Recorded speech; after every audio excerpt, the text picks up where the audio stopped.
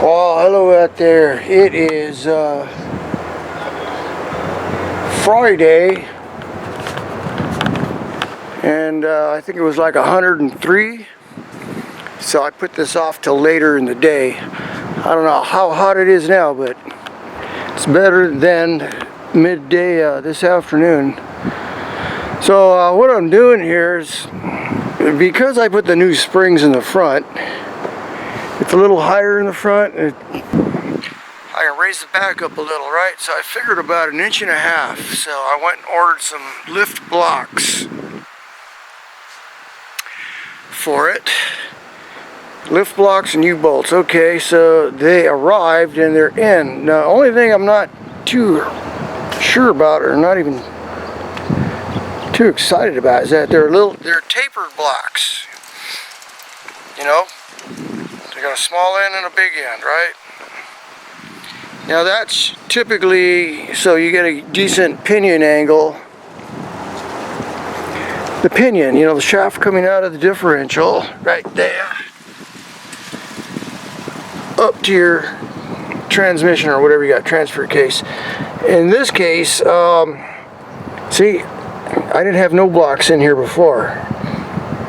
Okay, so it's just sitting on the springs. There was no wedge. Sometimes they'll put a wedge in there that'll give it a taper. With this driveline setup, I don't think you need a taper or to angle the drive shaft up. If I remember reading right, you want the drive shaft in line with the dry shaft if you have a CV joint up top, up that way, like in the Bronco. In this case, this angle here should be the opposite of the angle on the other end, if you know what I'm talking about. There, let's see if I can see up there, the output shaft from the transfer case, the drive shaft has an angle on it. Okay, so it's going to come on down. This is one long drive shaft. This angle here should be the opposite. So this way they equal out, right? Theoretically, that's what I've read. So with a flat block, the output shaft of the differential would be tilted down a little. You know what I'm saying? Now it's like in a line. That might give me a drive line issue, drive line vibration. Damn it.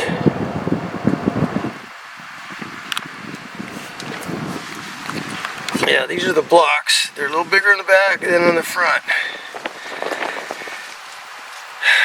Well, shit. We shall see, right? They're in.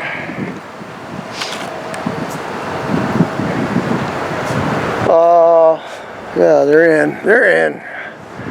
First of all, I'm gonna put the tires on and see how it sets now. I don't care if it's a little higher in the back, because I don't have nothing in it right now, but it was a lot higher in the front, and the lights are pointing up, and you know. So in case you didn't know, these are Atlas Springs Expedition packs. So this kit actually came from Rough Country with lift blocks. So I took the lift blocks out, put the Expedition packs in, and then later on I put the Fox coilovers in the front, and then it was sitting lower in the back. So I took it back to Atlas, and they added a few more leaves in there, I think. And I also have the bigger shackles in the back. I got like the 2-inch shackles in there. But still, now it's lower again, so we'll just see how this works out. Yeah, number 1. Yeah, let's put the tires on and go for a little drive, I guess.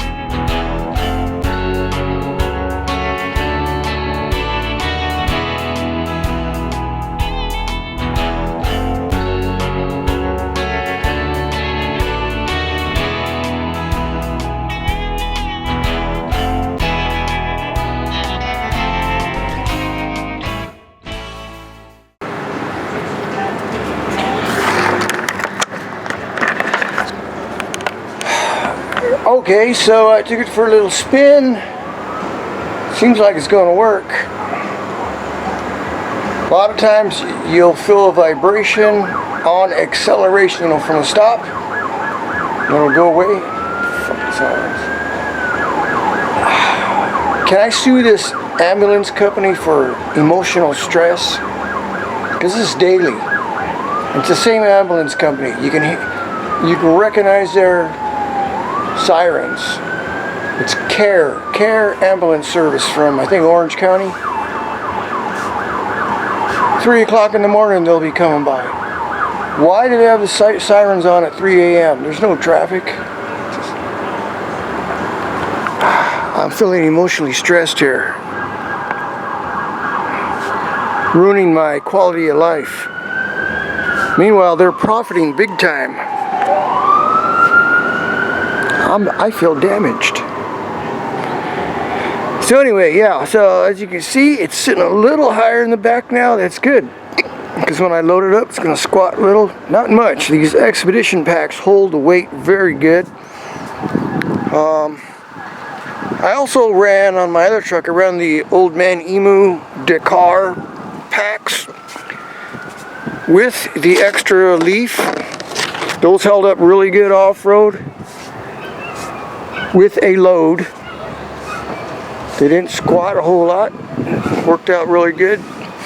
It is a little higher in the back now. It's noticeably higher back here. This is my shoulder right there, see? But, frickin' sirens. Here they come again. No, that's a sheriff. That's a sheriff's siren. Those you only hear maybe once every other day. The ambulance is like constant all day long, all night. So I gotta torque the U-bolts down. You gotta remember when you're putting these bolts on, the U-bolts, you're tightening up a spring, right? So you need to put all the weight on the truck so the spring compresses before you tighten it up. So the only issue I have now is now I lost travel on those shocks, so I'm thinking of relocating them. So here's what the lower shock mount looks like on a Colorado. People complain, why do they hang down so low? Hey, it's just the way it is. Have you ever seen a spring under vehicle like the old Land Cruisers? If you watch Ronnie Dahl's channel, he has a Land Cruiser and he's got a spring under. The leaf springs are down here and they hang about this far down. So where mine are on top, some of the Toyotas are down on the bottom. There's some guys that will do a spring under conversion to their trucks, like these pre-runner guys. So yeah, I'm gonna put that under there, I'm gonna put a longer spring. Frickin' makes a difference, but not that big. It's not worth all the work. At least with this system you got more clearance, right? So yeah, I see the spring does hang down. I mean, the shock does hang down a little bit. It's typical, and Broncos like that too. But now that I raise it up an inch and a half, I'm losing downward travel. If I take this off, the shock maybe go down here or something. But anyway, I'm thinking I can cut this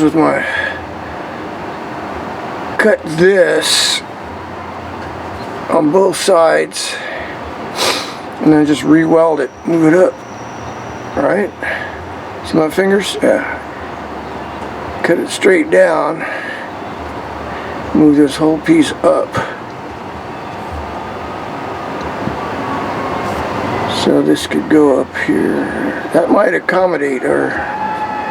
Frickin' A. Now the frickin' fire department. That's a fire department. Wah, wah.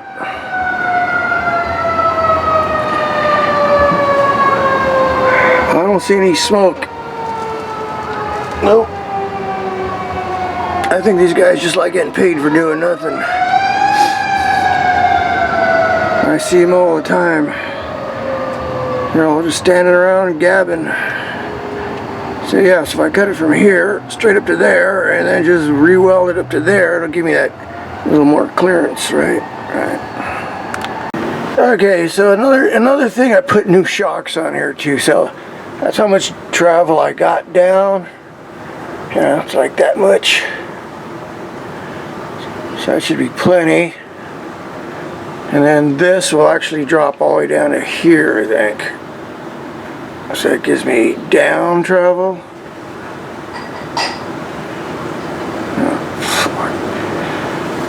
Anyway, got some heavy duty shocks there.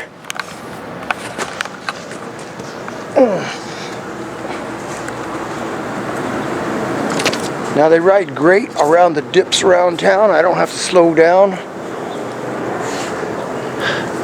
much, you know, it doesn't affect them. But they do ride rougher on some of these concrete highways we got around here. You know, we got these concrete sections of road that are, I don't know, they're just expansion joints or something, you know. But man, it's just, it's a choppy, yeah, choppy. Bump, bump, bump, bump, bump. If you've ever been down the I-15 around Corona, I think where the 91 and the 15 meet, man, that section of highway there is really choppy, and you notice it with the stiff suspension now. But yeah, that's what it is. Friday, happy Friday. It's finally cooling off a little out here in Southern California. Last week I raised the back of the truck up. It was sagging in the rear because I updated the front springs to 700-pound springs. Yeah, because it was way too soft with the Fox coilovers from BDS. Those only had 500-pound springs, and it was a mess. So I ended up going with 700-pound springs, because if you go to Chevy Performance, they recommend 650 to 700-pound springs on a performance vehicle. Okay, remember that. Some people just don't understand that. There was a question out there at a Colorado farm. Somebody has a Z71, right? They took it into Chevy and they got a loaner, which was an LT. They want to know, how come the LT rides smoother than the Z71? Is that what it is? Or Z21? Or something like that. Well, the Z71 has a upgraded suspension. It's a sport suspension for off-road. Okay? It's going to have heavier shocks and springs because it's for off-road. It raised the front end up a little bit, which made it lower in the back, so I don't like that. I like it just the way it's sitting right now. I ended up putting on 1.5-inch lift blocks. So it was an 1.5-inch lift block kit with U-bolts and all that stuff from American Automotive. Worked out perfect. The U-bolts were just the right length. Road Fury. It was about $61, I think, something like that. But man, when I did it, it was like a 105-degree day. So I started, you know, later in the afternoon, and it got dark on me, and I did some welding. Since I raised it up 1.5 inches, that means my shocks are now going to lose 1.5 inches of extension or downward travel, you know, droop, whatever you want to call it. So I figured I'd move the shock mounts up, because they do sit awfully low to begin with, so that's what I did. Just give you a quick look. This one's the easy one because there's no spare tire on this truck. I got room, and I'm not bumping my head on the muffler like that one over there. See, the freaking muffler's in the way. Because this shock faces forward, this shock faces backwards, but stupid dogs. Easy thing to do though, the brackets were down here. I just cut them with the Sawzall and moved them up and welded them back up. God damn it, it was nice and quiet out here. I'm gonna kill somebody. Yeah, so the noise has been really bothering me lately. I get that way sometimes. Irritable. It's just like the noise drives me nuts. It's a big problem when you work construction. There's days like noise doesn't faze me at all, and then there's some days, or it could be a whole week of just, oh God, the noise drives me nuts. Today, the noise was driving me nuts. I was out having breakfast, and there were a couple of ladies sitting next to me in the booth next to me, just yak, yak, yak, yak, yak, and laughing and giggling. It's like they were right in my ear, you know? God, I couldn't wait for them to get finished and move on there. And the light bothers me too when I get like that, but let's close the door here, and I'll show you something about shock absorbers, because I've got people, I see this question all the time on forums. What shock should I buy, you know? Heck, there's a reason why this is a smaller shock, because this is for light duty. This is off my Colorado. And there's a reason why this is a bigger shock. These are upgraded. These are for off-road. They're bigger to handle a bigger load, do more work. These are thinner. They don't have to be that big for around town. People want a smooth ride. They're thinking a bigger shock's going to give you a better ride. Nah, not necessarily. You know, years ago when I had my old Chevy, yeah, my 72 Chevy, I had it dual shocked in the front, and this guy asked me, oh man, does it ride smoother? No, don't ride smoother with two shocks. It rides rougher with two shocks. And the same question goes for a lot of, hey, if you want a smooth ride, go with a factory shock. Something off the shelf, you know, get a good brand name, Monroe, Gabriel, or something like that. You're not going to spend a lot of money. You're pulling a heavy load, get a bigger shock, you know, the Monroe Magnum. You're going really heavy off-road, you know, you're going to want the Ranchos or something like that. See how much bigger this is compared to that? You know, if you're going into racing, you're going to want even something better than that, you know? Shit, it's overkill for the racing stuff like we have over here. These are off my Colorado. Now the bad part about these, the design is for racing, right? But the valving and the spring rates, they're for the street. These things were a joke on my truck. You might like them. They ride smooth around town, but off-road they were terrible. I was like, well, what's going on here? I had to do some research on them. The springs were only 500-pound springs. Way too light. The valving is valved for the street, not valved for off-road. And there's some people that'll tell you, oh, this is for looks. You know? I've heard everything, well, this is for cooling, you know, more oil and all that, but you know what, look at this one hose. Do you think the oil actually circulates around on one hose? You would take a hose in and a hose out. I'm sure it helps a little bit. It supplies more oil and there's convection and all that kind of stuff, but you know, it's this stuff's for racing. The design is for racing. In fact, if you look for Fox, go to the Fox website, they'll show their top-of-the-line shocks have two hoses on them. You know, this is all heavy-duty, flashy stuff, but for driving around town, yeah, they work good, but off-road, they really sucked. They got to be revalved, the springs got to be upgraded, and when I brought that up to Fox and BDS, I just got the runaround, so that's why they were no longer on my truck. Now I got a lot of guys out there telling me, oh, well, you should have took them off and have them revalved and tuned and new springs. And I go, you know what? The customer service over at BDS and Fox just left a bad taste in my mouth. You know, it's like, I don't want to deal with them. That's all.